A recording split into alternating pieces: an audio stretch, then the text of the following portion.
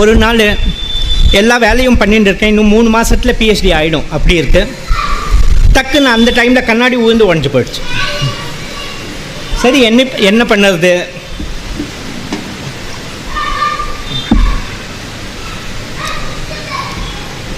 எனக்கு சுவாமி சொன்னது கேட்குறது, be careful next time, be careful next.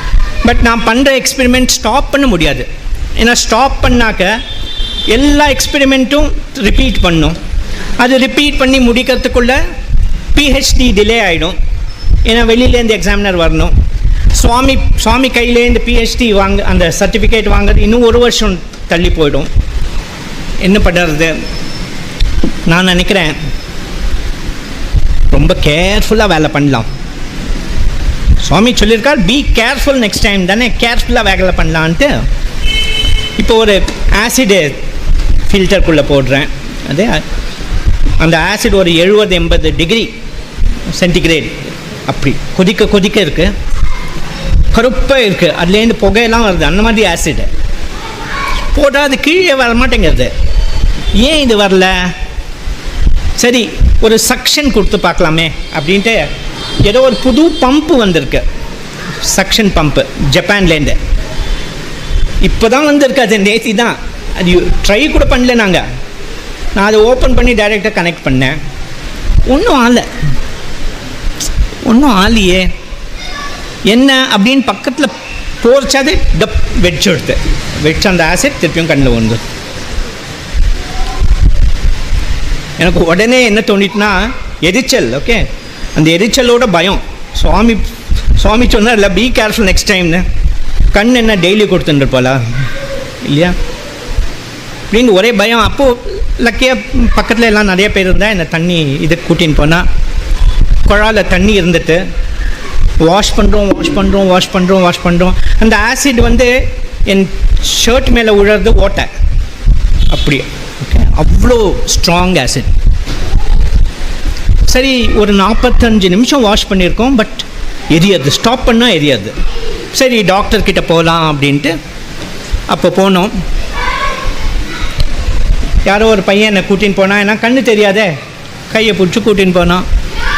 அங்கே போன உடனே ஐ டாக்டர் இருக்கா. ஸோ ஐ டாக்டர் இவன் போய் சொன்னான் இந்த மாதிரி ஆக்சிடெண்ட் ஆகிடுச்சுனாக்கா. ஓ அப்படியா அப்படின்ட்டு இன்னும் எக்ஸாமின் பண்ணி பார்த்தா.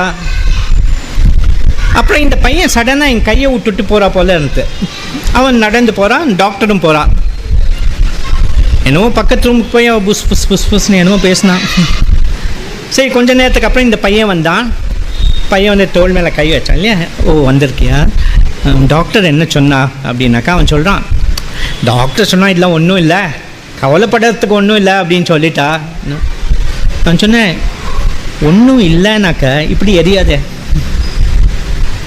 அப்படின்னு சொல்லிட்டு, சரி இவன் என்கிட்ட சொல்ல மாட்டான் அப்படின்ட்டு நான் சொன்னேன். பாரு சாயங்காலம் சுவாமி கேட்பார் டாக்டர் என்ன சொன்னார்னு, கரெக்டாக சொல்லணும் இல்லையா, அதனால் நீ என்ன சொன்னான்னு சொல்லிவிடு அப்படின்னா. அவன் சொல்லிட்டான், டாக்டர் சொல்லிட்டா அங்கே ஒன்றுமே இல்லை, போயாச்சு, கண்ணு போயிடுது.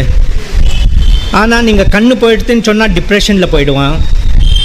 அதனால் பெங்களூருக்கு கூட்டின்னு போய் வேறு ஏதாவது ஐ டாக்டரை பார்க்க சொல்லி அந்த டாக்டர் ஸ்லோவாக அப்படி நியூஸ் கொடுக்கட்டும் அப்படின்ட்டு.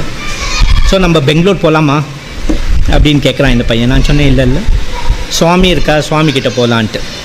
சரி இந்த வாட்டி பேண்டேஜ் எல்லாம் போட்டிருக்கா, பெரிய பேண்டேஜோடு அங்கே உக்காந்துருக்கேன். சுவாமி தர்ஷனுக்கு வந்து அப்படி திரும்பினவர் இந்த கடைக்கண்ணும்பாலே கண்ணோரத்தில் என்னை பார்த்து அப்படியே ஏமைந்தி அப்படின்ட்டு வந்தார். அந்த கேர்லெஸ் பாய் చెప్పినాను కదా, சொன்னேன் இல்லையா அவங்ககிட்ட கேர்ஃபுல்லாக இரு அப்படின்னு வந்தார் என்கிட்ட. வந்து விபூதி க்ரியேட் பண்ணி என் கையை பிடிச்சி கையில் கொடுத்து, ரவி ஒன்றும் கவலைப்படாது, எல்லாம் சரியாகப்படும் அப்படின்னு சொன்னேன். சரி அப்படின்னு சொல்லிவிட்டு சுவாமி சொன்னால் நாளைக்கு போய் ட்ரெஸ்ஸிங் மார்ச்சுக்கோ அப்படின்னா. சரி அடுத்த நாள் நான் டாக்டர்கிட்ட போய் அந்த ட்ரெஸ்ஸிங் எடுத்தா இல்லையா, ட்ரெஸ்ஸிங் எடுத்தால் எல்லாம் தெரியுது எனக்கு. அந்த டாக்டர் என்ன பண்ணானாக்க, டாக்டர் என்னமோ ஒரு ஏதோ ஸ்கோப்பு அதை வச்சு பார்த்துட்டு இருக்கா. அப்படி பார்க்குறான், என்னை கையை பிடிச்சி வெளியில் கூட்டின்னு போய் அங்கே பார்க்குறா, திருப்பியும் உள்ளே கூட்டின்னு வந்து கையை திருப்பியும் பார்க்குறா, கண்ணை பார்க்குறா. இந்த மாதிரி 4-5 வாட்டி பண்ணப்புறம் அந்த டாக்டர் ஏதோ பெருமூச்சில் சொல்கிறா, என் கண்ணை கொஞ்சம் டெஸ்ட் பண்ணிக்கணும் அப்படின்னு. என்னன்னாக்கே நேற்று ஒன்றுமே இருக்குல்லையே, இன்றைக்கி எல்லாம் இருக்கே அப்படிங்கிறா. ஸோ அந்த மாதிரி சுவாமிக்கிட்ட நம்ம என்ன கேட்டாலும் கொடுப்பார். சரி, சுவாமி சொல்லுவார், ஒரு கடைக்கு போய் நம்ம கர்ச்சீஃப் வாங்கணுன்னாக்க ஒரு 5 ரூபா அவனுக்கு கொடுக்கணும், அவன் நம்மளுக்கு கர்ச்சீஃப் கொடுப்பான். நம்மளோட கர்ச்சீஃபை கீழே உண்டு விட்டுனாக்க யாராவது எடுத்து கொடுத்தா தேங்க்யூ அப்படின்னு சொல்லுவான் இல்லையா? இந்த மாதிரி நம்ம சுவாமிக்கிட்ட என்ன சொல்ல முடியும்? என்ன தேங்க்ஸ் சொல்ல முடியும் நம்ம இல்லையா? நம்மக்கிட்ட இருக்கிற எல்லாமே அவர் தான் கொடுத்தது. அவர்கிட்ட நம்ம அவர் தேங்க்ஸை எக்ஸ்பெக்ட் பண்ணுறதில்ல, அது வேறு விஷயம். பட் நம்ம அவர் நினைவுலையே ஃபுல்லாக இருந்து நம்ம லைஃப்பை அவர் எப்படி டைரக்ட் பண்ணியிருக்காரோ அப்படின்னு நடந்து போனால் போகிறோம் இல்லையா? வேறு ஒன்றும் வேண்டாம். இது என்னாச்சுனாக்கா, ப்ரொஃபஸர் வெங்கட்ராமன் இருக்கார் இல்லையா, ரேடியோ சாய், அவர் என்கிட்ட சொன்னார், ஏய் நீ சயின்ஸ் ஸ்டூடெண்ட்டு, நீ இதை டைரெக்டாக எழுது, ஏன்னா ஒரு 1000 வருஷத்துக்கு அப்புறம் இது நீயே பர்சனலாக எழுதுனா அது ரொம்ப வேல்யூ இல்லையா அப்படின்ட்டு. ஏன்னா 2-3 பேர் ஏதோ எழுதியிருக்கா, தப்பாக எழுதியிருக்கா, அதனால் அவரே என்ன எழுத சொன்னார். சரி, இப்போ என்னாச்சு, நான் சொன்னேன், சார் இல்லை சார், சுவாமி எப்போ எழுதுன்னு சொல்கிறாரோ அப்போ எழுதுறேன். ஏன்னா எப்போவுமே இது சுவாமிங்கிட்ட சொல்லுவார், ஸ்பீச்சுக்கு போச்ச சுவாமி சொல்லுவார், ரவி இப்போது ஏன் மாట్లాடுத்தாவோ, ஒரு நாள் ஒரு தசரா ஸ்பீச்சு.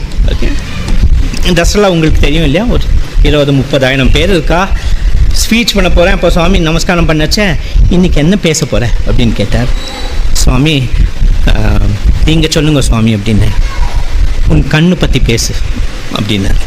ஓகே, ஸோ சரி, ரொம்ப சந்தோஷம் எனக்கு. சரி, கண்ணு பற்றி பேசலான்ட்டு அன்றைக்கி கண்ணு பற்றி பேசினேன்.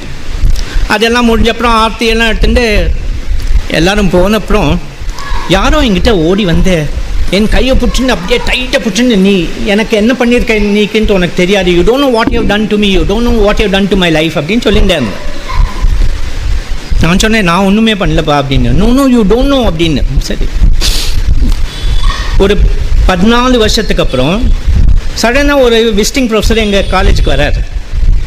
அவர் சொல்கிறார், ஒரு தசரா ஸ்பீச்சுக்கு அப்புறம் யாரோ உங்ககிட்ட வந்து இப்படி சொன்னால் அவனுக்கு நினைவு இருக்கா அப்படின்ட்டு. நினைவு இருக்குது, கை கூட அந்த வலியெல்லாம் அப்படியே தான் இருக்குது அப்படின்னேன். அவர் சொன்னார், நான் தான் அது அப்படின்னு சொல்லிவிட்டு அவர் சொல்கிறார், நான் அந்த அரௌண்ட் நீ அன்றைக்கி பேசினேன் இல்லையா, அந்த டைமில் என்னாச்சுனாக்க, நான் இந்த வாட்டர் பார்க்குக்கு தீம் பார்க்குக்கு எல்லாம் போயிருந்தேன் என் ஃப்ரெண்ட்ஸ் கூட. யாரோ இந்த வாட்டர் ஜெட்டெல்லாம் அங்கே இங்கே விளையாடி இருந்தோம், யாரோ கண்ணு மேலே அடிச்சுட்டோம். எனக்கு ஏதோ ஒரு மாதிரி பண்ணிட்டு ஒரே தலைவலியெல்லாம். ஸோ அப்படியே நான் ஸ்டாப் பண்ணிவிட்டு வீட்டுக்கு போனேன். வீட்டுக்கு போனாக்கா அன்றைக்கி தான் அவங்க ஒய்ஃபு, இன்றைக்கி நம்ம சினிமாவுக்கு போகலாம். ஐயோ வேண்டாம்மா, இன்றைக்கி வேண்டாம். ஆமாம், எப்போ பார்த்தாலும் வேண்டாம், உங்களுக்கு வேலைன்னு தான் இருக்குது அப்படின்னு திட்டுறா. காத்தால் தானே ப்ராமிஸ் பண்ணேன் ஃபிலிம் போகலாம் அப்படின்ட்டு சினிமாவுக்கு போகலான்ட்டு. சரி என்ன பண்ணுறது அப்படின்ட்டு சினிமாவுக்கு போனாக்கா அங்கேயே ஒரு வாந்தி எடுத்துடுறா. ஏதோ பண்ணுறது, வீட்டுக்கு வந்துட்டு அடுத்த நாள் ஐ டாக்டர்கிட்ட போகிறார். ஐ டாக்டர் சொல்கிறார், இந்த கண் ஒரு சின்ன ஆப்ரேஷன் பண்ணும், எப்போ பண்ண முடியும், ஒரு 6 மாதத்துக்கு அப்புறம் பண்ணலாமா டாக்டர்? வைத்தியமாக பேசாத, நாளைக்கு அட்மிட் ஆகிட்டு அடுத்த நாள் போய் அட்மிட் ஆனாக்க அவருக்கு அனஸ்தீசியா கொடுத்து ஆப்ரேட்டெல்லாம் பண்ணிவிட்டு பார்த்தாக்கா 6 ஹவர் ஆப்ரேஷன், 6 ஹவர் ஆப்ரேஷன். இவருக்கு கான்ஷியஸ்னஸ் வந்தப்புறம் இவர் கேட்குறாரு எல்லாருக்கிட்டையும், டைம் என்னன்னாக்கா, ஐயோ இவ்வளோ டைம் ஆச்சா அப்படின்னா. ஆமாம், 6 ஹவர் ஆப்ரேஷன் ஆச்சு இல்லையா, அதனால. டாக்டர் வந்தோடனே இவர் கத்துறார் டாக்டர்கிட்ட, என்னையா டாக்டர் 10 நிமிஷம்னு சொன்னேன், 6 ஹவர் ஆகிருக்கு ஆப்ரேஷன். அப்போ அவர் சொல்கிறார், டே முட்டாள், உனக்கு 6 ஹவர் ஆப்ரேஷன் இருக்குன்னு நேத்தின்னு சொல்லியிருந்தேனாக்கா உன் ப்ளட் ப்ரெஷர் என்ன ஆயிருக்கும், உன் சுகர் என்ன ஆயிருக்கும், அதுக்கப்புறம் ஆப்ரேட்டே பண்ண முடியாது, அதனால தான் நான் சொல்ல அப்படின்னு. சரி, அவர் ஆப்ரேட்டெல்லாம் பண்ணார். இம்ப்ரூவ்மெண்ட்டு கொஞ்சம் இருந்து ரொம்ப இருக்கல. ஸோ ஸோ இவர் வேலையெல்லாம் ஒன்றும் பண்ணவே முடியல, அவ்வளோ மோசமாக இருந்தது.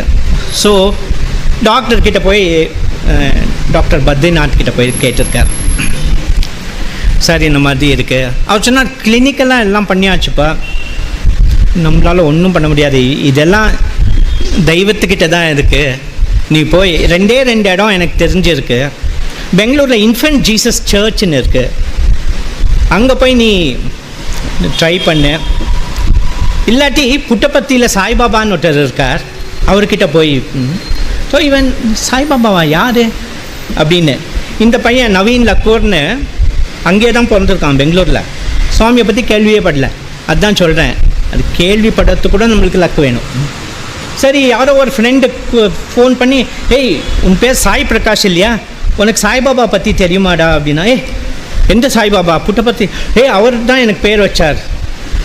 சரி, நான் புட்டபர்த்திக்கு போகணுண்டா, இந்த மாதிரி டாக்டர் சொல்லியிருக்காருன்னு. சரி, நான் சாய்பாபாவை மீட் பண்ணும் அப்படின்னா, சரி நான் புட்டபர்த்திக்கு கூட்டின்னு போகிறேன் அப்படின்ட்டு அங்கே கூட்டின்னு வந்திருக்கா. இவர் என்ன நினச்சானாக்க, சுவாமிக்கிட்ட நேராக போய் மீட் பண்ணிடலாம் அப்படின்ட்டு. அங்கே வந்து பார்த்தா ஒரு 30,000 பேர் உட்காந்துருக்கா. எங்கேயோ கடைசியில் இவர் உட்காந்துருக்கார். அங்கே இந்த தூரத்தை பார்த்தாக்க ஒரு பிளாக் டாட் ரெட் ஸ்டிக் அப்படி சுவாமி. இவர் சொல்கிறார், நான் உட்காந்த உடனே யாரோ வந்து அனௌன்ஸ் பண்ணா, யூ வில் நவ் ஹியர் அப்படின்ட்டு யாரோ பேர் அனௌன்ஸ் பண்ணா. உடனே நீ பேசின, உன் கண்ணை பற்றி பேசின அன்றைக்கி. என் பக்கத்தில் வந்த ஃப்ரெண்ட் சொன்னான், இது உனக்கோசம் தான்டா, உனக்கோசம் தான். அவனுக்கு கண்ணு கொடுத்தவரை உனக்கு கொடுக்க மாட்டாரா அப்படின்னு. அதனால் நான் சுவாமிக்கிட்ட வேண்டினேன், நவ் ஐ எம் ஃபைன். பாருங்க, எப்போ அந்த இதை கேட்டாலே அவ்வளோ இது. சரி, இந்த ப்ரொஃபஸர் வெங்கட்ராமன் கடைக்கு வரலாம். ப்ரொஃபஸர் வெங்கட்ராமன் சொன்னால் நீ எழுதணும் அப்படின்ட்டு. நான் சொன்னேன், சார் இது சுவாமி அடிக்கடி என்ன இதை பற்றி பேசுன்னு சொல்கிறார், அதனால் சுவாமி பேசச்சு இது ஸ்பெஷலாக அதுக்கோசம் வச்சுருக்கேன் சார், சுவாமி சொல்லச்ச கண்டிப்பாக எழுதுறேன் அப்படின்ட்டு. ஒரு நாள் காத்தால, தீபாவளி அன்னைக்கு காத்தால சுவாமி என் கனாலில் தோன்று சுவாமி சொன்னார், ரவி